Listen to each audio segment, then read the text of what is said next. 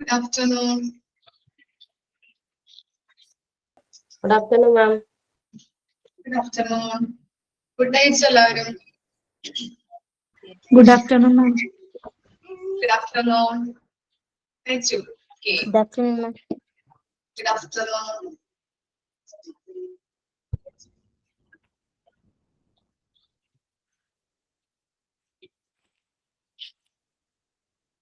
Okay, അപ്പോൾ നമ്മൾ കഴിഞ്ഞ ക്ലാസ്സിൽ എടുക്കുന്നത് ഇത് current issues and concerns.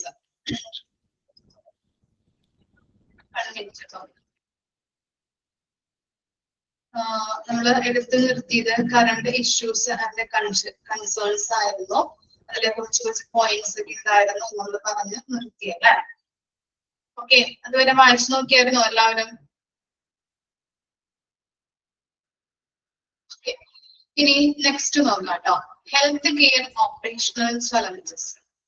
Okay, health care operational challenges ആണ് ഇനി നമ്മൾ എടുക്കാൻ പോകുന്ന ടോപ്പിക്. നോക്കാം. Operational efficiency in any organisation is critical to success.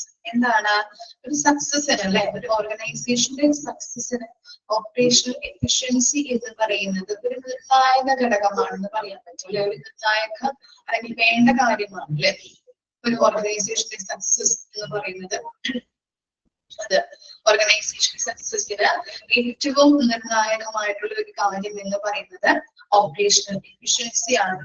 ഈ കാര്യങ്ങളെ എല്ലാം അപ് ടു ഡേറ്റ് ആയിട്ട് നടക്കാം, കറക്റ്റ് ടൈമിൽ തീർക്കാം, എറേഴ്സ് ഒന്നും ഉണ്ടാവരുത്. അങ്ങനെയുള്ള എല്ലാ ഓപ്പറേഷൻസും നല്ല രീതിയിൽ ചെയ്തു തീർക്കാനായിട്ട് എന്താണ് കറക്റ്റ് ആയിട്ടുള്ള ഒരു ഓർഗനൈസേഷന്റെ സക്സസ് ആണ്. നമുക്ക് ഒരു വലിയൊരു സക്സസ് ആണെന്ന് പറയാൻ പറ്റും അല്ലെ. ഓക്കെ, ഒരു ഓർഗനൈസേഷന്റെ സക്സസിന് ഏറ്റവും ക്രിട്ടിക്കൽ ആയിട്ടുള്ള അല്ലെങ്കിൽ ഏറ്റവും വേണ്ട ഒരു കാര്യം എന്ന് പറയുന്നത് എന്താണ് ഓപ്പറേഷണൽ എഫിഷ്യൻസി ആണ്. Health care organizations face and increase challenges to properly utilize resources, improve the care and lower cost. അപ്പൊ നമ്മൾ പറഞ്ഞിട്ടുണ്ടായിരുന്നു എന്താണ് ഓരോ ഹെൽത്ത് കെയർസും അല്ലെ, ഹെൽത്ത് കെയർ സ്ഥാപനങ്ങളും ഹെൽത്ത് കെയർ മേഖലകളും കുറെ അധികം ചലഞ്ചസുകൾ ഫേസ് ചെയ്യുന്നുണ്ട് അല്ലെ. ഏതൊക്കെയാണ്? ഇതുമായിട്ട് ബന്ധപ്പെട്ടതാണ് പ്രോപ്പർ യൂട്ടിലൈസേഷൻ ഓഫ് റിസോഴ്സസ്, അതുപോലെ കെയർ ഇംപ്രൂവ് ചെയ്യുന്നതുമായിട്ട് ബന്ധപ്പെട്ടും, അതുപോലെ കോസ്റ്റ് കുറയ്ക്കുന്നതുമായിട്ട് ബന്ധപ്പെട്ടിട്ടൊക്കെ കുറേയധികം ചലഞ്ചസ് ഫേസ് ചെയ്യുന്നുണ്ട്. By reducing bottlenecks. എന്താണ് bottlenecks? The meaning by reducing bottlenecks and implementing solutions that will try effective solutions to common problems. തടസ്സങ്ങൾ. Okay, very good. Okay, അപ്പോ bottlenecks എന്ന് പറഞ്ഞാൽ തടസ്സങ്ങളാണ് അല്ലെ. By reducing bottlenecks and implementing solutions that will drive effective solutions to common problems, any business can thrive. ഇവിടെ പറയുന്നത് തടസ്സങ്ങൾ നമ്മൾ പറഞ്ഞു. ഓരോ ഹെൽത്ത് കെയർ മേഖലാസ് ഏതൊരു ഓർഗനൈസേഷനും എടുത്ത് നോക്കിക്കഴിഞ്ഞാൽ, ഏതൊരു ഹോസ്പിറ്റലും എടുത്ത് നോക്കിക്കഴിഞ്ഞിട്ടുണ്ടെങ്കിൽ അവര് കുറേയധികം സക്സസ് ഉണ്ട്. എന്നിരുന്നാലും എന്താണ്, ആ സക്സസിലേക്ക് എത്താനായിട്ട് കുറേയധികം തടസ്സങ്ങൾ അവർ ഫേസ് ചെയ്യുന്നുണ്ടെന്നാണ് പറയുന്നത്. ഓക്കെ, നമ്മൾ പറഞ്ഞിരുന്നു പ്രോപ്പർ ആയിട്ട് റിസോഴ്സുകളെ യൂട്ടിലൈസ് ചെയ്യാനായിട്ടായാലും, കോസ്റ്റ് കുറച്ചുകൊണ്ട് അവിടെയുള്ള പ്രവർത്തനങ്ങൾ നടത്താനായിട്ടായാലും, രോഗികൾക്ക് നല്ല രീതിയിലുള്ള ഇംപ്രൂവ് കെയർ കൊടുക്കുന്നതിന് വേണ്ടിയിട്ടും അങ്ങനെയൊക്കെ എന്താണ് കൂടുതൽ ഫേസ് ചെയ്യുന്നുണ്ട്, ചലഞ്ചസുകൾ അവർ ഫേസ് ചെയ്യുന്നുണ്ട്. പിന്നെ എന്താണ്, ഈ തടസ്സങ്ങള് മാറ്റുന്നതിന് വേണ്ടിയിട്ട് നമ്മൾ ഇഫക്റ്റീവ് ആയിട്ടൊരു സൊല്യൂഷൻ ഇംപ്ലിമെന്റ് ചെയ്യുന്നതിലൂടെ ഹോസ്പിറ്റൽസിലെ കോമൺ പ്രോബ്ലംസ് ഇഫക്റ്റീവ് ആയിട്ട് ഓവർകം ചെയ്യാൻ പറ്റും ഇല്ലേ?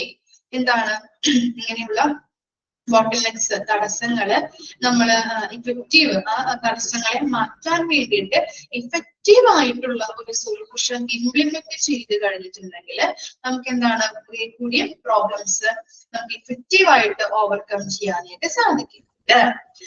As any healthcare leader can attest, especially hospital leadership, this is often easier said than done.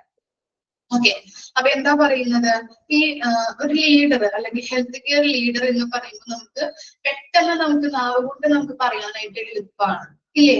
പക്ഷെ അവര് ചെയ്യുന്ന ഓരോ പ്രവർത്തികളായി കഴിഞ്ഞിട്ടുണ്ടെങ്കിലും ഓരോ ഡ്യൂട്ടീസ്, റെസ്പോൺസിബിലിറ്റീസ് ഒക്കെ അവർക്ക് നല്ല രീതിയിൽ കൂടുന്നുണ്ട് അല്ലെ. ഒരു ലീഡർ എന്ന് പറയുമ്പോൾ, ഇപ്പോ വേറൊരു എക്സാമ്പിൾ പറയാം, ക്ലാസ്സിലെ ലീഡർ. നമ്മളൊക്കെ ചെറിയ ക്ലാസ്സിലൊക്കെ പഠിക്കുമ്പോൾ ലീഡർ ആയിട്ടുണ്ടാവും അല്ലെ. അപ്പൊ എന്താണ്, ക്ലാസ്സിലെ ലീഡർ എന്ന് പറയുമ്പോൾ അവിടുത്തെ കുട്ടികളെ നല്ല രീതിയിൽ നയിക്കുക, ഒരുമിപ്പിച്ച് എല്ലാ കാര്യങ്ങളും കോർഡിനേറ്റ് ചെയ്ത് പ്രവർത്തിക്കുക. അതുപോലെ തന്നെ ഇപ്പോ എന്തെങ്കിലും അസൈൻമെന്റ് ഒക്കെ അല്ലെ, അസൈൻമെന്റ് കൊടുത്തു കഴിഞ്ഞാലും, അതുപോലെ തന്നെ ഇപ്പോ കുട്ടികളുടെ ബുക്കൊക്കെ ടീച്ചർക്ക് നോക്കാനായിട്ട് കൊടുക്കുമ്പോഴും അതൊക്കെ ലീഡറിന്റെ തലയിലാണ് വരുന്നത് അല്ലെ. അസൈൻമെന്റ് കളക്ട് ചെയ്ത് കൊണ്ടുവരാം. ഓരോ കാര്യങ്ങളും, ഏതെങ്കിലും ഇപ്പൊ പ്രോഗ്രാം ഉണ്ടെങ്കിലും എന്താ സെലിബ്രേഷൻസ് ഒക്കെ ഉണ്ടെങ്കിലും ലീഡറിന്റെ തലയിലാണ് ഓരോ കാര്യങ്ങളും വരുന്നത് അല്ലെ. ലീഡർ വേണം ചെയ്യാനായിട്ട്. അപ്പൊ എന്താണ്, എല്ലാ കാര്യങ്ങളും നമുക്ക് നാവ് കൊണ്ട് പറയാനായിട്ട് എളുപ്പമായിരിക്കും, പക്ഷെ അവര് ചെയ്യുന്ന ഓരോ ഡ്യൂട്ടീസ് ആയാലും റെസ്പോൺസിബിലിറ്റീസ് ആയാലും വളരെ കൂടുതലാണ് അല്ലെ. അവരുടെ തലയിലാണ് എല്ലാ കാര്യങ്ങളും എന്ന് പറയുന്നത്. Effective operations management is not one time task. അപ്പൊ അതുപോലെ തന്നെ ഇഫക്റ്റീവ് ആയിട്ടുള്ള ഒരു ഓപ്പറേഷൻ മാനേജ്മെന്റ്, ഫലപ്രദമായിട്ടുള്ള ഒരു ഓപ്പറേഷൻ മാനേജ്മെന്റ് ഹോസ്പിറ്റലിൽ എങ്ങനെയാണ് നടത്തേണ്ടത്? ഒരു വൺ ടൈം ടാസ്ക് അല്ല അല്ലെ. It is require proper decision making. അതിന് എന്താവശ്യമാണ്? പ്രോപ്പർ ആയിട്ടുള്ള ഡിസിഷൻ മേക്കിംഗ് ആവശ്യമാണ്. നമ്മൾ പറയും പോലെ, അല്ലെങ്കിൽ നമ്മൾ പറഞ്ഞു കഴിയുമ്പോൾ അത് കറക്റ്റ് ആയിട്ട് നടത്താൻ പറ്റിയൊരു വൺ ടൈം ടാസ്ക് അല്ല എന്തെന്ന് പറയുന്നത്. ഇഫക്റ്റീവ് ആയിട്ടുള്ള ഒരു ഓപ്പറേഷൻ മാനേജ്മെന്റ് എന്ന് പറയുന്നത് പ്രോപ്പർ ആയിട്ടുള്ള പ്ലാനിങ്, അതുപോലെ തന്നെ ഡിസിഷൻ എടുക്കാനായിട്ട് ഡിസിഷൻ മേക്കിംഗ് ആവശ്യമാണ്. Capturing, accessing and optimizing data is the first step down the pathway of success. Capturing എന്ന് പറഞ്ഞിട്ടുണ്ടെങ്കിൽ കളക്ട് ചെയ്യുക, ഡാറ്റ കളക്ട് ചെയ്യുന്നത്, അതിനെയാണ് നമ്മൾ ക്യാപ്ചറിങ് എന്നത് കൊണ്ട് ഉദ്ദേശിക്കുന്നത്. അതുപോലെ തന്നെ അസസിങ്, വിലയിരുത്തുക, ഇവാലുവേറ്റ് ചെയ്യുക. അതുപോലെ തന്നെ ഒപ്റ്റിമൈസേഷൻ ഓഫ് ഡാറ്റ. ഇതൊക്കെയാണ് ഏറ്റവും നല്ല രീതിയിൽ ഡാറ്റകൾ ഉപയോഗപ്പെടുത്തുക. ഇതൊക്കെയാണ് എന്ത് ഇഫക്റ്റീവ് മാനേജ്മെന്റിന്റെ ഏറ്റവും ഫസ്റ്റ് സ്റ്റെപ്പ് എന്ന് പറയുന്നത്. അണ്ടർലൈൻ ചെയ്ത് വെക്കുക കേട്ടോ. Capturing, assessing and optimizing data is the first step done by the pathway of success. അല്ലെ, സക്സസിലേക്കുള്ള ഏറ്റവും പ്രധാനമായിട്ടുള്ള ഫസ്റ്റ് സ്റ്റെപ്പ് എന്ന് പറയുന്നത് ഏതൊക്കെയാണ്? ക്യാപ്ചറിംഗ് ഉണ്ട്, ഡാറ്റ കളക്ട് ചെയ്യുന്നത്, അതുപോലെ തന്നെ ഇവാലുവേറ്റ് ചെയ്യുന്നത് അല്ലെ, അസസിങ് വിലയിരുത്തുക, പിന്നെ എന്താണ് ഒപ്റ്റിമൈസിങ് ഡാറ്റ അല്ലെ, ഏറ്റവും നല്ല രീതിയിൽ ഡാറ്റയെ ഉപയോഗപ്പെടുത്തുക. Okay, effective utilization. ഓക്കെ, അതൊക്കെയാണ് നമ്മുടെ സക്സസിന്റെ ഏറ്റവും ഫസ്റ്റ് സ്റ്റെപ്പ് എന്ന് പറയുന്നത്. If you are tasked with the improving clinical operations and maximizing final outcomes, how do you utilize the data under hand to do so? എന്ന് പറയുന്നത് ഇങ്ങനെ ഡാറ്റകളൊക്കെ യൂസ് ചെയ്തുകൊണ്ട് നമുക്ക് എന്താണ് ക്ലിനിക്കൽ ആയിട്ടുള്ള ഓപ്പറേഷൻസ് ഇംപ്രൂവ് ചെയ്യാൻ പറ്റും. നല്ല രീതിയിൽ രോഗികൾക്ക്, അവിടെ വരുന്ന രോഗികൾക്ക് കെയർ ഇംപ്രൂവ് ചെയ്യാൻ പറ്റും, ക്ലിനിക്കൽ ഓപ്പറേഷൻസ് ഇംപ്രൂവ് ചെയ്യാൻ പറ്റും. നമ്മള് ഓഡിറ്റിലൊക്കെ പഠിച്ചിട്ടുണ്ടായിരുന്നു അല്ലെ, എന്തെങ്കിലും ഇപ്പൊ ക്ലിനിക്കലില് എന്തെങ്കിലും ഓപ്പറേഷൻസിലൊക്കെ ഇംപ്രൂവ്മെന്റ്സ് വരുത്തേണ്ടതായിട്ടുണ്ടെങ്കിൽ ഓഡിറ്റ് ചെയ്യുമ്പോൾ നമുക്കത് ഐഡന്റിഫൈ ചെയ്യാനായിട്ട് സാധിക്കുന്നുണ്ട്. അപ്പൊ അതിലൂടെയൊക്കെ എന്താണ് ക്ലിനിക്കൽ ഓപ്പറേഷൻസ് ഒക്കെ ഇംപ്രൂവ് ചെയ്യാൻ പറ്റുന്നുണ്ട്. പിന്നെ എന്താണ് maximising the financial outcomes. Okay, എന്താണ് ഫിനാൻഷ്യൽ ഔട്ട്കംസ് എന്ന് പറഞ്ഞു കഴിഞ്ഞിട്ടുണ്ടെങ്കിൽ റവന്യൂ വർദ്ധിപ്പിക്കാനായിട്ടും സാധിക്കുന്നുണ്ട്. ഓക്കെ, പ്രോഫിറ്റ് ഉണ്ടാക്കാനായിട്ട് നമുക്ക് ഈ രീതിയിൽ നമുക്ക് സാധിക്കുന്നുണ്ട്. കറക്റ്റ് ആയിട്ടുള്ള ഡാറ്റകൾ യൂസ് ചെയ്തുകൊണ്ട് രോഗികൾക്ക് കെയർ കൊടുക്കാനായിട്ടായാലും ക്ലിനിക്കൽ ഓപ്പറേഷൻസ് ഇംപ്രൂവ്മെന്റ് ചെയ്യുന്നതിന് മാക്സിമൈസ് ദ റവന്യൂ അല്ലെ, എന്താണ് റവന്യൂ, ഹോസ്പിറ്റലിന്റെ പ്രോഫിറ്റ് ഉയർത്തിക്കൊണ്ട് വരാനായിട്ട് നമുക്ക് സാധിക്കുന്നുണ്ട്. ഓക്കെ, ഇനി നെക്സ്റ്റ് നോക്കാം. Rising overhead in health care are become key challenges in the industry as they are negatively impacting all those who are part of the ecosystem, be it the provider or the patient care are witnessing increased emphasis. ഇവിടെ പറയുന്നത് എന്താണ്, ഒരു ആരോഗ്യ മേഖലയില്, health care മേഖലയില് വർദ്ധിച്ചു വരുന്ന ചെലവുകൾ. ഓവർഹെഡ് എന്ന് പറഞ്ഞാൽ എന്താണ്? ഓവർഹെഡ് എന്ന് പറഞ്ഞാൽ എന്തായിരിക്കും മീനിങ് ഓവർഹെഡ്?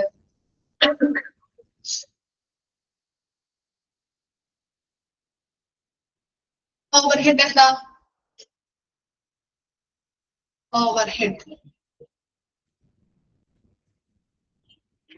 ഓവർഹെഡ് എന്ന് പറഞ്ഞാല് എക്സ്പെൻസസ് അല്ലെങ്കിൽ കോസ്റ്റ് ട്ടോ, കോസ്റ്റ്. Okay, cost. ഓക്കെ, അപ്പോ ഹെൽത്ത് കെയർ മേഖലയിൽ വർദ്ധിച്ചു വരുന്ന കോസ്റ്റ് ഒരു പ്രധാന വെല്ലുവിളിയാണെന്നാണ് പറയുന്നത്. ഇത് പ്രൊവൈഡേഴ്സിനെയും, ഹെൽത്ത് കെയർ പ്രൊവൈഡേഴ്സിനെയും പേഷ്യൻസിനെയും മുഴുവൻ എന്താണ് ആവാസ വ്യവസ്ഥയെയും പ്രതികൂലമായിട്ട് ബാധിക്കുന്നുണ്ട്. ഓക്കെ, അവിടെ പറയുന്നത് എന്താണ്? ഓവർഹെഡ് എന്ന് പറഞ്ഞിട്ടുണ്ടെങ്കിൽ കോസ്റ്റ് ആണ് അല്ലെ. ഹെൽത്ത് കെയർ മേഖലയില് വർദ്ധിച്ചു വരുന്ന ഓവർഹെഡ്സ്, അതായത് കോസ്റ്റുകള് എന്താണ് ഒരു പ്രധാനപ്പെട്ട ഒരു വെല്ലുവിളിയായിട്ടാണ് എവിടെ മാറിക്കൊണ്ടിരിക്കുന്നത്? ഹെൽത്ത് കെയർ മേഖലയിൽ മാറിക്കൊണ്ടിരിക്കുന്നത് അല്ലെ. ഏതിനും കോസ്റ്റ് ആണ്. നമ്മളിപ്പോ ഹോസ്പിറ്റലിൽ ചെന്ന് കഴിഞ്ഞിട്ടുണ്ടെങ്കിൽ ഡോക്ടറെ കണ്ട് വീട്ടിലേക്ക് തിരിച്ചു വരുന്ന ആ വഴിക്ക് എന്താണ് ചിലപ്പോൾ ഒരു 2000 രൂപ ആവും അല്ലെ. ഡോക്ടറുടെ കൺസൾട്ടേഷൻ ഫീ, മരുന്ന്, അതുപോലെ എന്തെങ്കിലും ടെസ്റ്റുകളൊക്കെ പറഞ്ഞിട്ടുണ്ടെങ്കിൽ അതിന് ആവുന്നുണ്ട് അല്ലെ. അപ്പൊ കുറഞ്ഞത് ഒരു 2000 രൂപ കയ്യിൽ പിടിച്ചിട്ട് വേണം നമ്മൾ പോവാനായിട്ട് അല്ലെ. ട്രാൻസ്പോർട്ടേഷൻ ഫീ ഉണ്ട്, ഫുഡ് കാര്യങ്ങള്, അതുമായിട്ട് ബന്ധപ്പെട്ട എല്ലാ കാര്യങ്ങളും നമ്മൾ കൂട്ടിച്ചേർത്ത് നോക്കുമ്പോൾ കുറഞ്ഞത് ഒരു 2000 രൂപയെങ്കിലും ഇപ്പോ നമ്മൾ ഡോക്ടറെ കണ്ട് തിരിച്ചു വരാനായിട്ട് വേണം അല്ലെ. ഓക്കെ, അതുപോലെ തന്നെ MRI, CT സ്കാൻ ഇതൊക്കെ എടുത്തു കഴിഞ്ഞാല് 7000 രൂപയൊക്കെയാണ് മൾട്ടി സ്പെഷ്യാലിറ്റി ഹോസ്പിറ്റലൊക്കെ ഉള്ളത്. അതുകൊണ്ട് തന്നെ എന്താണ് വളരെ കോസ്റ്റ് കൂടുതലാണ്. അപ്പോ ഇപ്പോഴുള്ള ഹെൽത്ത് കെയർ മേഖല ഫേസ് ചെയ്യുന്ന ഒരു പ്രധാനപ്പെട്ട ഒരു ചലഞ്ചസ് എന്ന് പറഞ്ഞാല് വർദ്ധിച്ചു വരുന്ന കോസ്റ്റ് ആണ്. അതെന്ത് ചെയ്യുന്നുണ്ട്? ഹെൽത്ത് കെയർ പ്രൊവൈഡേഴ്സിനെയും പേഷ്യൻസിന്റെയും മുഴുവൻ ആവാസ വ്യവസ്ഥയെ പ്രതികൂലമായിട്ട് അത് ബാധിക്കുന്നുണ്ട്. ഇനി ഓരോ കാര്യങ്ങളാണ്. അപ്പൊ ഈ പേഷ്യൻസിനെയും പ്രൊവൈഡേഴ്സിനെയും ഒരുപോലെ ഇഫക്റ്റ് ചെയ്യുന്നുണ്ടെന്നാണ് പറയുന്നത്. ഓക്കെ, അതിന്റെ ചെറിയ ചെറിയ പോയിന്റ്സ് ആണ് അവിടെ കൊടുത്തിരിക്കുന്നത്. Treatment approach and its justification. ട്രീറ്റ്മെന്റുമായിട്ട് ബന്ധപ്പെട്ട കാര്യങ്ങളും അതുപോലെ തന്നെ ഇറ്റ്സ് ജസ്റ്റിഫിക്കേഷൻ എന്ന് പറഞ്ഞിട്ടുണ്ടെങ്കിൽ എന്താണ്, റീസണബിൾ ആയിട്ടുള്ള കോസ്റ്റിൽ വേണം സർവീസുകൾ, ഓരോ സർവീസുകളും രോഗികൾക്ക് പ്രൊവൈഡ് ചെയ്യാനായിട്ട്. അതുപോലെ തന്നെ health care infrastructure resources provided, അല്ലെ, ഇൻഫ്രാസ്ട്രക്ചർ ഫെസിലിറ്റീസ് അതുപോലെ തന്നെ റിസോഴ്സസുകൾ, അവർക്ക് വേണ്ട ഫെസിലിറ്റീസ് ആയാലും അതുപോലെ തന്നെ റിസോഴ്സസുകളും രോഗികൾക്ക് പ്രൊവൈഡ് ചെയ്യാം. അതുപോലെ തന്നെ cost of the treatment can include consulting, prescriptions, medications, hospital care, അല്ലെ. നമ്മൾ പറയുന്നു അല്ലെ, കോസ്റ്റ് എന്ന് പറഞ്ഞാൽ വളരെ എന്താണ്, സാധാരണക്കാരന് താങ്ങാൻ പറ്റാത്ത അത്ര കോസ്റ്റ് ആണ് ഇപ്പൊ വരുന്നത്, അല്ലെ. ഡോക്ടറെ കാണുന്നു, അതുപോലെ തന്നെ പ്രിസ്ക്രിപ്ഷൻ, ഡോക്ടർ തരുന്ന മരുന്നൊക്കെ ചിലപ്പോ നല്ല വിലയാവും. ചില മരുന്നിനൊക്കെ ടാബ്ലറ്റ്സ് ഒക്കെ നമ്മൾ വാങ്ങിക്കുമ്പോൾ നമ്മൾക്ക് അനുഭവം ഉള്ളതുകൊണ്ടാണ് പറയുന്നത്. അപ്പൊ ഇപ്പൊ ഒരു മരുന്നിനൊക്കെ 400 രൂപ വരെ വിലയുള്ള മരുന്നുകളൊക്കെ ഉണ്ട്. അപ്പൊ ഇതൊക്കെ എന്താണ്, വളരെ ബുദ്ധിമുട്ടാണ്. അതുപോലെ തന്നെ എന്താ ടെസ്റ്റുകൾ, നമ്മൾ ബ്ലഡ് ടെസ്റ്റ്, അതുപോലെ തന്നെ എന്താ സ്കാനുകൾ, MRI, CT സ്കാൻ ഒക്കെ ചെയ്യുമ്പോൾ അതിന് വീണ്ടും വേറെ ചെലവ് വരുന്നുണ്ട്, അല്ലെ. അപ്പൊ ഇതൊക്കെ നമ്മൾ നോക്കിക്കഴിഞ്ഞിട്ടുണ്ടെങ്കിൽ വളരെ കോസ്റ്റ് കൂടുതലാണ് ട്രീറ്റ്മെന്റുമായിട്ട് ബന്ധപ്പെട്ടത്. നെക്സ്റ്റ് പറയുന്നത് എന്താ, ടൈം ഓഫ് റിക്കവറി. ഓക്കെ, ആ റിക്കവറി എന്ന് പറയുന്നത് എന്താണ്, ഇപ്പൊ ഒരാഴ്ച കിടക്കുകയാണെങ്കിൽ ചിലപ്പോ എന്താണ്, കുറച്ച് പൈസ ആവുള്ളൂ, അല്ലെ. ചിലപ്പോ ഒരു 50,000 അല്ലെങ്കിൽ 1,00,000 രൂപയൊക്കെ ആവാം. നമ്മുടെ ലെങ്ത് ഓഫ് സ്റ്റേ അനുസരിച്ചിട്ട്, അല്ലെ. 2 ആഴ്ച ആണെങ്കിൽ അതിൽ കൂടുതൽ പൈസ ചെലവ് വരുന്നുണ്ട്. റിക്കവറി എടുക്കാനായിട്ട്, റിക്കവറി ടൈമിന് വേണ്ടിയിട്ട് നമ്മൾ അവിടെ കിടക്കുന്ന ആ ടൈമാണ് ഉദ്ദേശിക്കുന്നത്. ലെങ്ത് ഓഫ് സ്റ്റേ എന്ന് പറയുന്നത് ചിലപ്പോൾ ഒരാഴ്ചയിൽ 2 ആഴ്ചയ്ക്ക് കിടന്നാല് ചിലപ്പോൾ അത്രയും പണം നമുക്ക് അവിടെ കൊടുക്കേണ്ടതായിട്ട് വരുന്നുണ്ട്. Post treatment follow up and medical care, അല്ലെ. ഫോളോ അപ്പുമായിട്ട് ബന്ധപ്പെട്ട് നമ്മള് എന്താണ് കോസ്റ്റുകൾ ആകുന്നുണ്ട്. പിന്നെ എന്താണ്, insurance coverage, out of pocket expenses. Insurance, അല്ലെ, ഇൻഷുറൻസ് കവറേജ് കിട്ടുന്നുണ്ട്. അതുപോലെ തന്നെ ഔട്ട് ഓഫ് പോക്കറ്റ് എക്സ്പെൻസസ് എന്ന് പറഞ്ഞിട്ടുണ്ടെങ്കിൽ refers to the health care cost paid directly by individual rather than through insurance. Directly നമ്മൾ കൊടുക്കുന്ന എക്സ്പെൻസസ് നമ്മുടെ കയ്യിൽ നിന്ന് ഡയറക്ട്ലി നമ്മൾ ചെയ്യുന്നത്, ഇൻഷുറൻസ് കവറേജ് അല്ലാതെ നമ്മൾ പേ ചെയ്യുന്ന കോസ്റ്റ് കേട്ടോ. അതാണ് അവിടെ ഉദ്ദേശിക്കുന്നത്. വേണമെങ്കിൽ ജസ്റ്റ് ഒന്ന് എഴുതി വെക്കാം. ഔട്ട് ഓഫ് പോക്കറ്റ് എക്സ്പെൻസസ് എന്ന് പറഞ്ഞിട്ടുണ്ടെങ്കിൽ അവിടെ തന്നെ ഒന്ന് എഴുതി വെച്ചാൽ മതി. refers to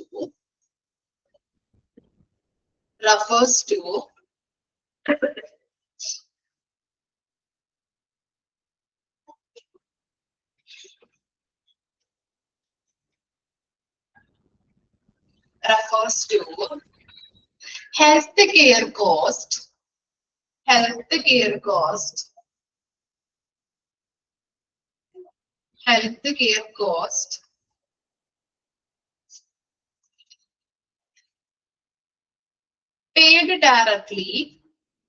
paid directly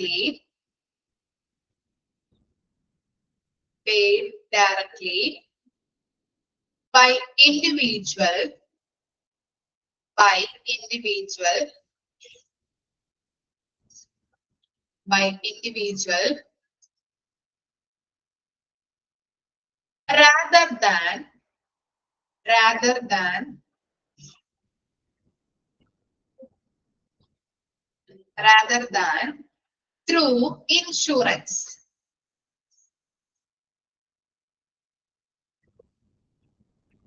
rather than through insurance.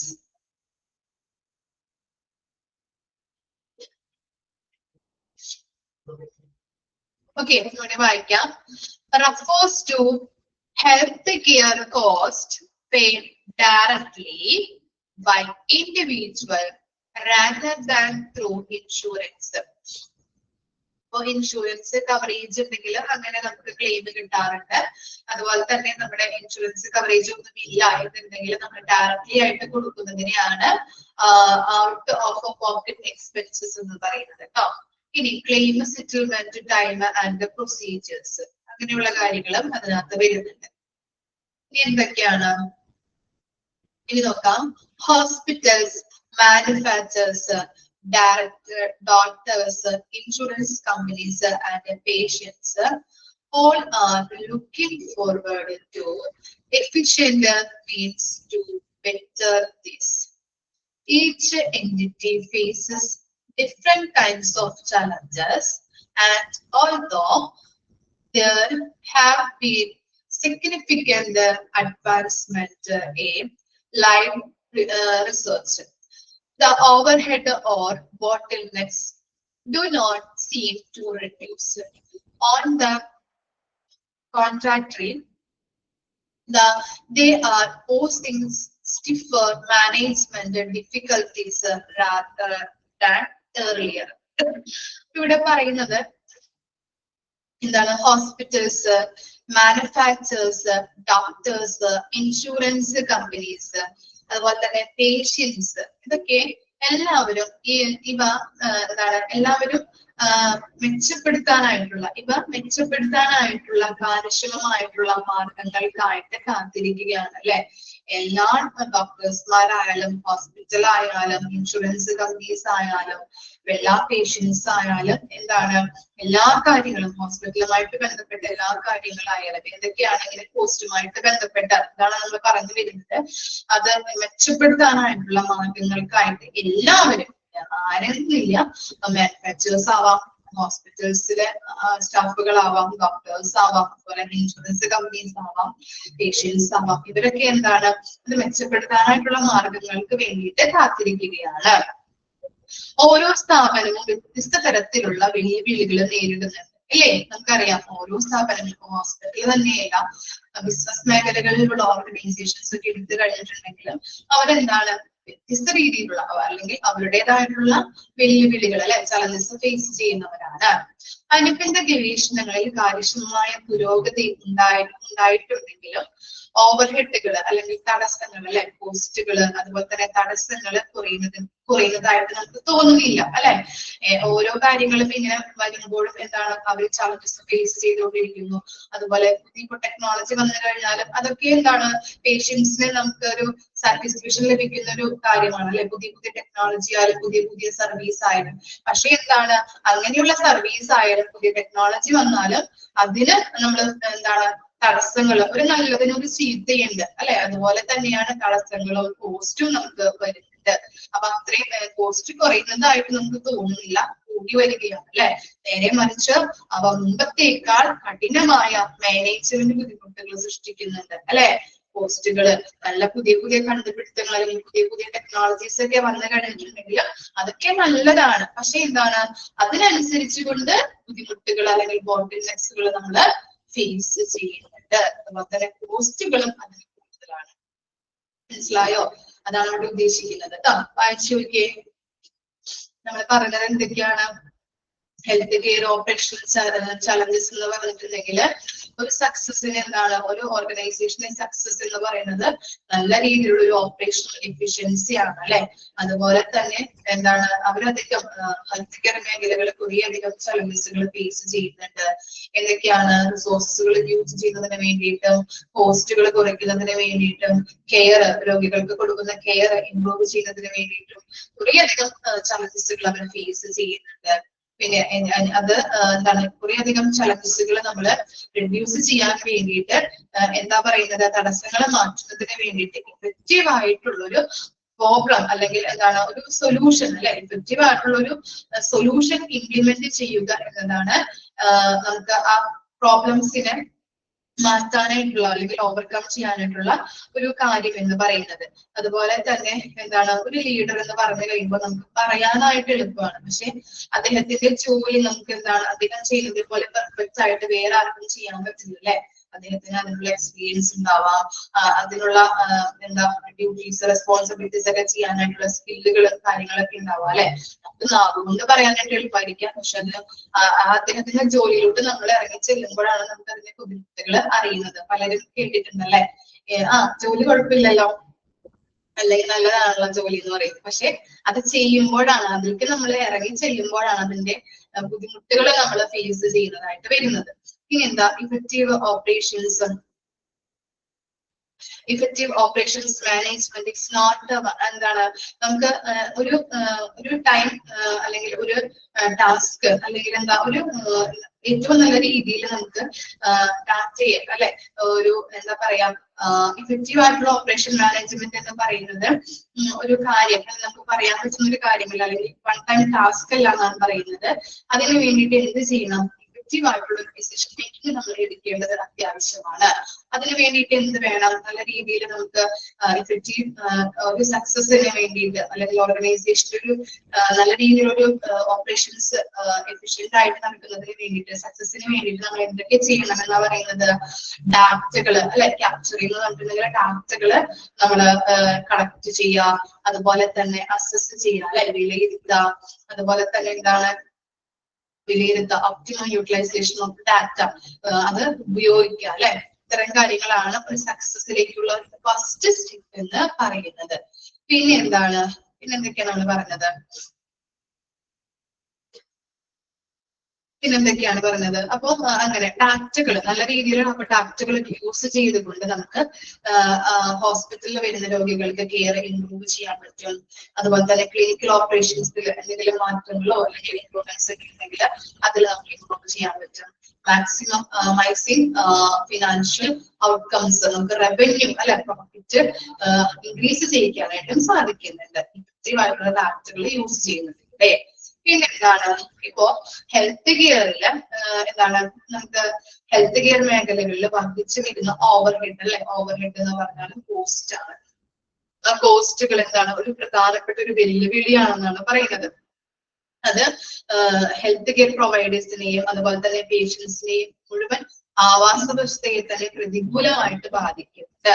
പിന്നെ ചെറിയ ചെറിയ പോയിന്റ്സ് ആണ് നമ്മൾ പറഞ്ഞത്. എന്തൊക്കെയാണ് കോസ്റ്റുമായിട്ട് ബന്ധപ്പെട്ടെന്ന് പറയുന്നത്? Treatment approach and justification, health care infrastructure four resource provider, cost of treatment, time of recovery, post treatment follow up or medical care, insurance coverage, out of pocket expenses, claim settlement time and procedure.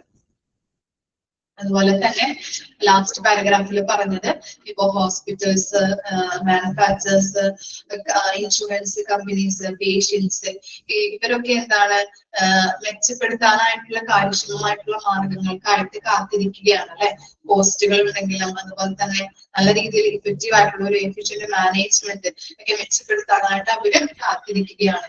ഇന്ന ആളുകളൊന്നും എന്നല്ല പറയുന്നത്. Hospitals ഉണ്ട്, manufacturers ഉണ്ട്, അതുപോലെ തന്നെ insurance companies ഉണ്ട്, patients ഉണ്ട്, അങ്ങനെ എല്ലാവരും എന്താണ് ഇതിനെ മെച്ചപ്പെടുത്താനായിട്ടുള്ള കാര്യക്ഷമമായ മാർഗങ്ങൾക്ക് കാത്തിരിക്കുന്നുണ്ട്. പക്ഷെ എന്താണ് നമ്മൾ പറഞ്ഞു ഒരു നല്ലതിനൊരു ചീത്തയുണ്ടല്ലേ. ഓരോ സ്ഥാപനവും വ്യത്യസ്തമായിട്ടുള്ള രീതികളില് വെല്ലുവിളികൾ ഫേസ് ചെയ്യുന്നവരാണ്. ഓക്കെ, പുതിയ പുതിയ ഗവേഷണങ്ങൾ വന്നാലും പുതിയ പുതിയ ടെക്നോളജീസ് വന്നാലും എന്താണ് നമുക്ക് അതൊക്കെ നല്ല കാര്യങ്ങളാണ്. പക്ഷെ എന്നാലും അതും നല്ല ഒരു എന്താണ് ഒരു സക്സസിലേക്ക് നമ്മൾ നയിക്കുന്നുണ്ട്. പക്ഷെ എന്നാലും അതിനകത്തും കുറെ ബുദ്ധിമുട്ടുകൾ നമ്മൾ ഫേസ് ചെയ്യേണ്ടതായിട്ടുണ്ട്. ഇപ്പോ പുതിയ പുതിയ ടെക്നോളജീസ് വരുമ്പോൾ അതിനെ എന്താണ് സക്സസ് എന്ന് പറയാൻ പറ്റുന്നത്. പക്ഷെ പണ്ടത്തെക്കാട്ടിലും ബുദ്ധിമുട്ടുകള് നമ്മളുടെ ഇപ്പോഴുള്ള ഹോസ്പിറ്റൽസുകൾ ഫേസ് ചെയ്യുന്നുണ്ട്, വെല്ലുവിളികൾ ഫേസ് ചെയ്യുന്നുണ്ട് എന്നാണ് പറയുന്നത് കേട്ടോ. ഓക്കെ, വായിച്ചു നോക്കിയേ.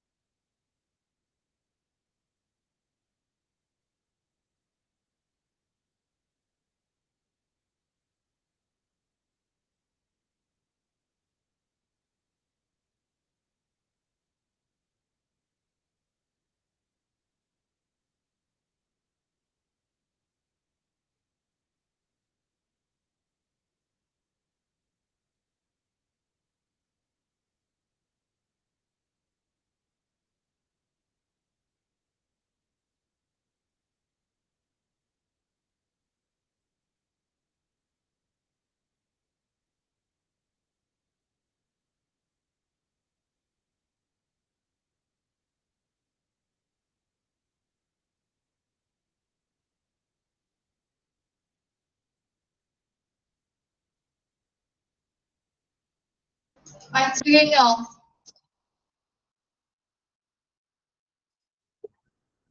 ഓക്കെ ആണോ ആ paragraph?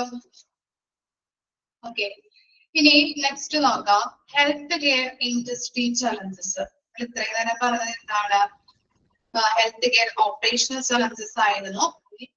Health care industry challenges ആണ് പോയിന്റ് വൈസ് നമ്മൾ പഠിക്കാൻ പോകുന്നത്. ഫസ്റ്റ് വൺ ആണ് കണ്ടെയ്നിങ് റേസിംഗ് കോസ്റ്റ്, അല്ലെ? പല കാര്യങ്ങളിലും ഇപ്പോ എന്താണ് ഹെൽത്ത് കെയർ ഇൻഡസ്ട്രിയില് കോസ്റ്റുകൾ വർദ്ധിച്ചു വരുന്നുണ്ട്. ഏതൊക്കെയാണെന്ന് നോക്കിയേ.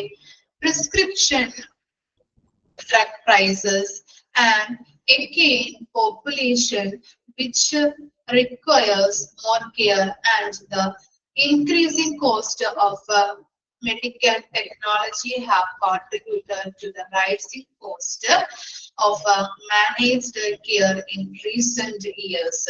അപ്പൊ എന്താണ് ഈ പ്രിസ്ക്രിപ്ഷൻ എന്ന് പറഞ്ഞാൽ അറിയാലോ? എന്താ പ്രിസ്ക്രിപ്ഷൻ എന്ന് പറഞ്ഞാല്?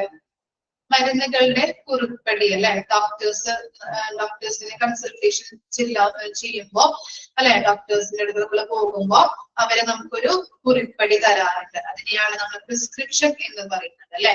അപ്പൊ അങ്ങനെയുള്ള ആ പ്രിസ്ക്രിപ്ഷന്റെ കുറിപ്പടി മരുന്നുകളുടെ എന്താണ് വിലയിലെ വർധനവ്, അല്ലെ? അവർ എഴുതി തരുന്ന മരുന്നുകളിലെ ഇപ്പോ വില നമ്മൾ പറഞ്ഞല്ലേ, ഒരു ടാബ്ലറ്റിനൊക്കെ 400 രൂപ 300 രൂപ വരെ വില വരുന്നുണ്ട്. അപ്പൊ അങ്ങനെയുള്ള വർദ്ധിച്ചു വരുന്ന കോസ്റ്റ് വരുന്നുണ്ട്.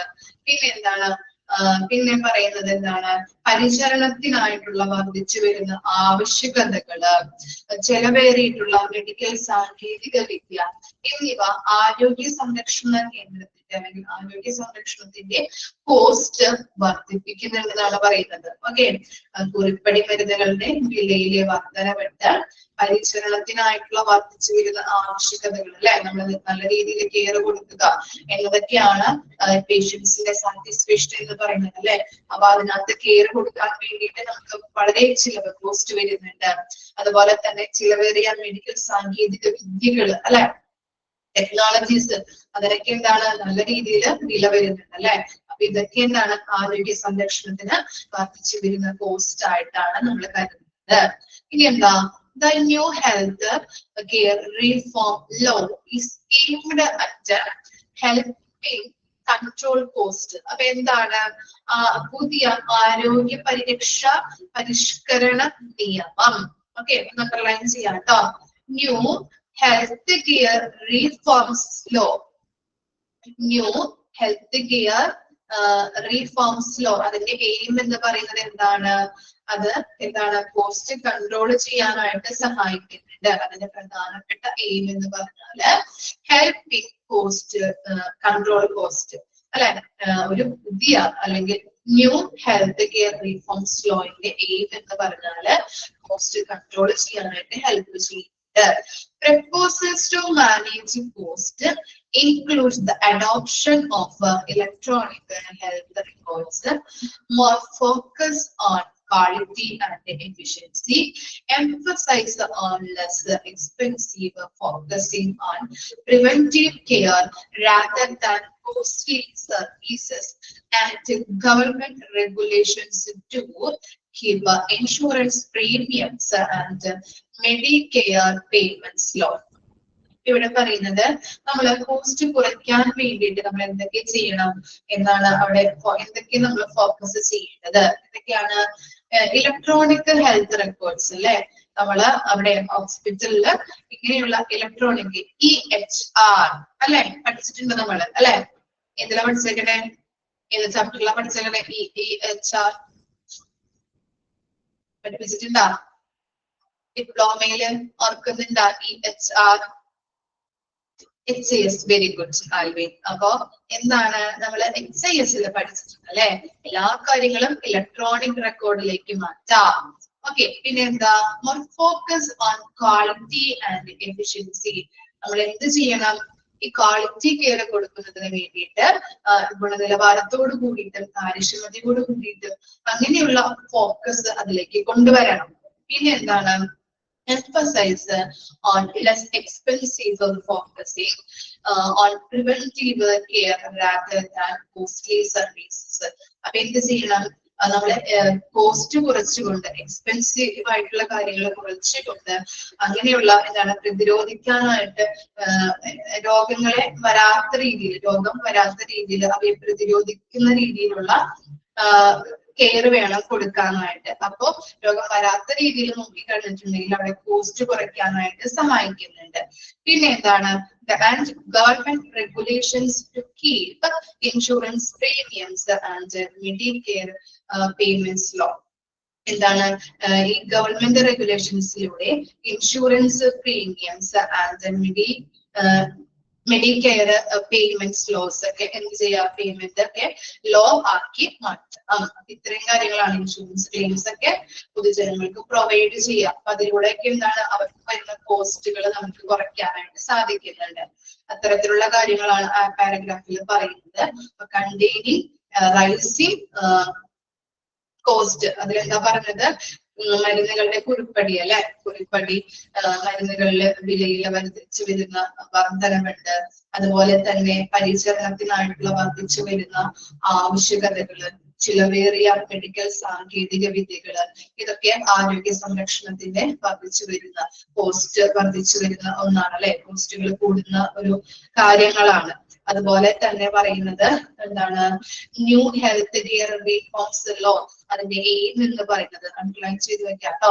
അതിന്റെ എയിം എന്ന് പറയുന്നത് എന്താണ്, കോസ്റ്റ് കൺട്രോളിങ്ങിനെ സഹായിക്കുക എന്നതാണ്.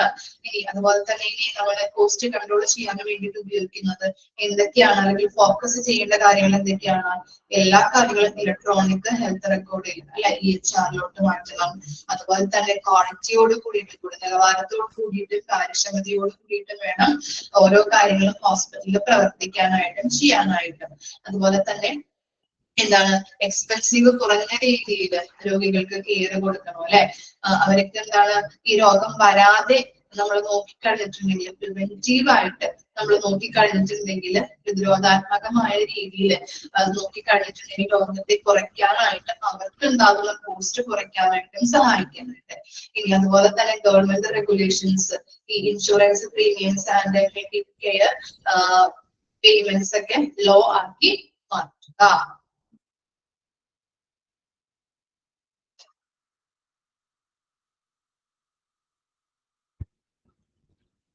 നെക്സ്റ്റ് നോക്കിയേ, medical errors. In incidents of medical errors resulting in patient death is an issue of a critical importance to the healthcare industry. എന്താണ്, ഇങ്ങനെ ഈ എറേഴ്സ് മൂലമുണ്ടാകുന്ന പേഷ്യൻസിന്റെ ഡെത്ത് ഹെൽത്ത് കെയർ മേഖലയിൽ പ്രധാനപ്പെട്ട ഒരു ഇഷ്യൂ ആയിട്ട് മാറിക്കൊണ്ടിരിക്കുകയാണ് അല്ലെ. പല രീതിയിലും പല ഹെൽത്ത് കെയർ മേഖലകളിലും ഇങ്ങനെ മെഡിക്കൽ എറേഴ്സ് മൂലം രോഗികള് ഡെത്ത് ആയിക്കൊണ്ടിരിക്കുന്നത് ഒരു ഇഷ്യൂ ആയിട്ട് മാറിക്കൊണ്ടിരിക്കുകയാണ്. കേട്ടോ.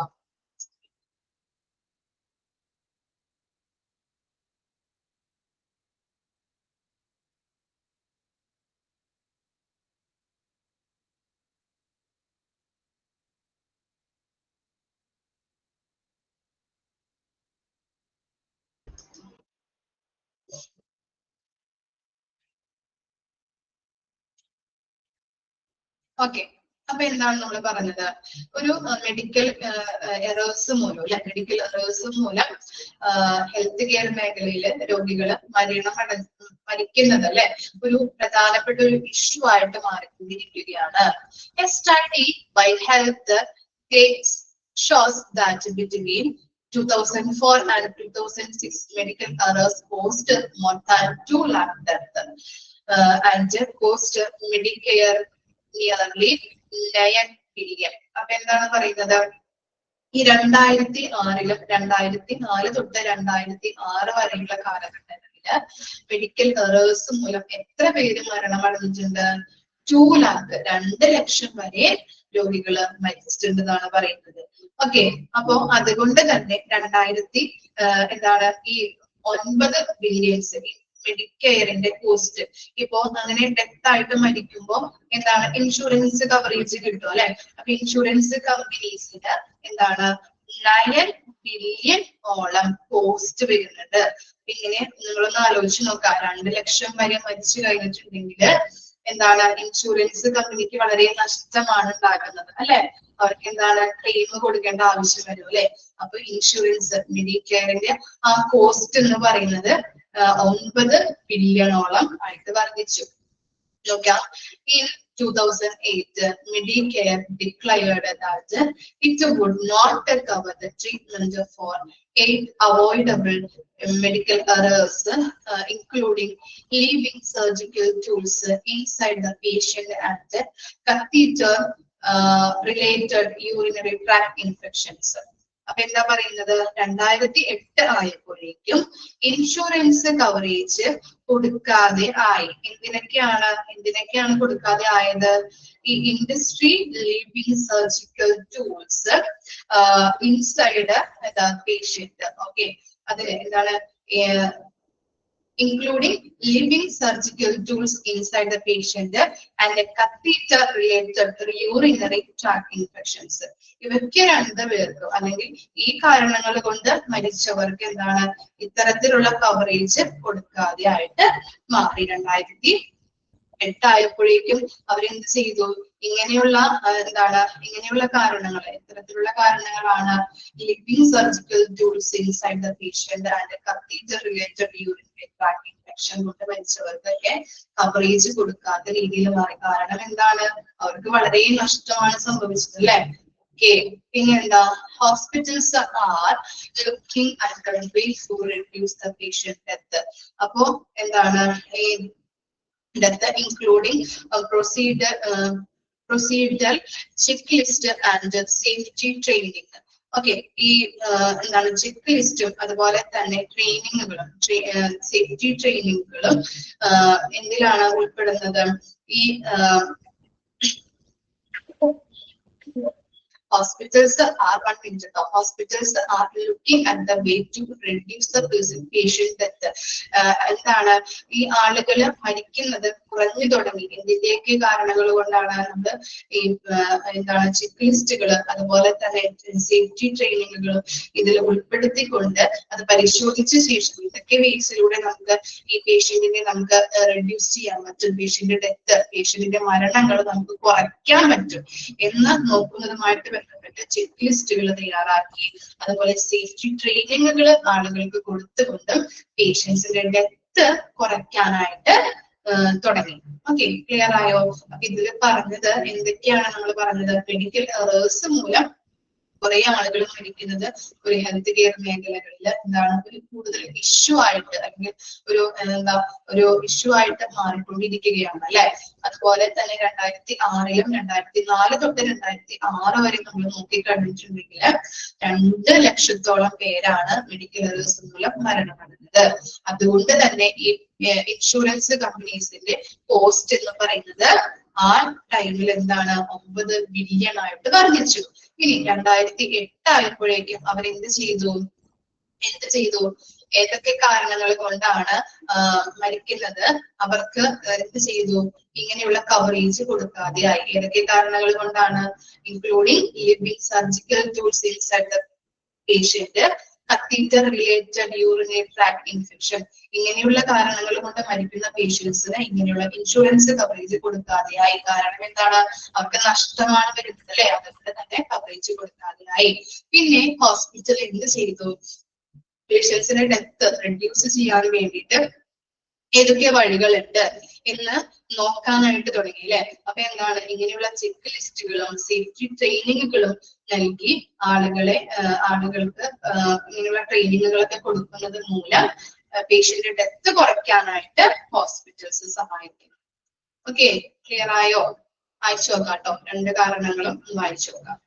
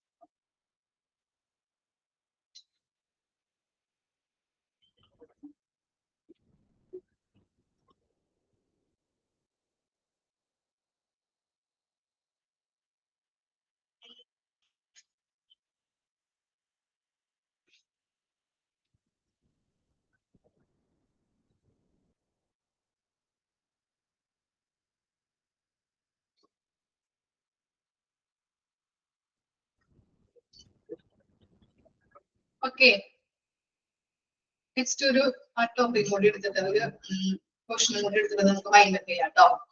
Questionable result from high cost. Okay, ഉയർന്ന ചെലവുകളിൽ നിന്നുള്ള സംശയാസ്പദമായിട്ടുള്ള ഫലങ്ങൾ എന്നാണ് അതിൽ മീനിങ്. നോക്കാം. As US spent 18% of its GDP on health care, more than any other nations, yet the health of Americans on average is no better than the many countries that spend less. In WHO ranking of life expectancy list, this US as 34th in the world. Among developed nations, the US as 34th in the world. Among developed nations, the US has one of the highest infant mortality rate at about 6 per 1,000 live birth. Adult and childhood obesity levels are among the highest in the world. എന്താണ് അതിൽ പറയുന്നത്? America തങ്ങളുടെ GDP-യുടെ 18% ആരോഗ്യ സംരക്ഷണ മേഖലകൾക്കായിട്ട് ചെലവഴിക്കുന്നുണ്ട്. Okay, മറ്റേതൊരു രാജ്യത്തെക്കാളും കൂടുതൽ എന്നിരുന്നാലും അമേരിക്കക്കാരുടെ ആരോഗ്യം ശരാശരി കുറച്ച് ചെലവഴിക്കുന്ന പല രാജ്യങ്ങളെയും അപേക്ഷിച്ച് ഒട്ടും മെച്ചമല്ല. അതെന്താണ് പറയുന്നത്? ആരോഗ്യ സംരക്ഷണ ലോകാരോഗ്യ സംഘടനയുടെ, അതായത് WHO-യുടെ ആയുർദൈർഘ്യ റാങ്കില് അമേരിക്ക ലോകത്ത് 34ാമത്തെ സ്ഥാനത്താണ്. വികസിത രാജ്യങ്ങളിലെ ഏറ്റവും ഉയർന്ന ശിശുമരണ നിരക്ക് അല്ലെ, മോർട്ടാലിറ്റി റേറ്റ് US-നുണ്ട്. ഏറ്റവും ഉയർന്ന റേറ്റ് ആണ് US-നുള്ളത്. 1000 കുട്ടികളില് 1000 കുട്ടികളില് ജനിച്ചു കഴിഞ്ഞിട്ടുണ്ടെങ്കിൽ 6 കുട്ടികൾ മരിക്കുന്നുണ്ട്. അപ്പം അഡൽട്സിന്റെയും അതുപോലെ തന്നെ കുട്ടികളുടെയും ഒബിസിറ്റിയുടെ അളവ് ലോകത്തിലെ ഏറ്റവും ഉയർന്നത് അമേരിക്കയിലാണ്. അതാണ് കുട്ടികള് മരിക്കുന്നത് അല്ലെ. അവിടെ എന്താണ് മോർട്ടാലിറ്റി റേറ്റ് എന്താണ് ഉയർന്നു നിൽക്കുന്നുണ്ട്. അതുപോലെ തന്നെ ഈ ചൈൽഡ് ഒബിസിറ്റി എന്താണ് ചൈൽഡ് ഒബിസിറ്റിയുടെ അളവ്, അതുപോലെ തന്നെ അഡൽട്സിന്റെയും കുട്ടികളുടെയും ഒബിസിറ്റിയുടെ ഒബിസിറ്റി എന്ന് പറഞ്ഞാൽ പൊണ്ണത്തടി, അതിന്റെ അളവ് ഏറ്റവും ഉയർന്നു നിൽക്കുന്നത് എവിടെയാണെന്നാണ് പറയുന്നത്? അമേരിക്കയിലാണ്.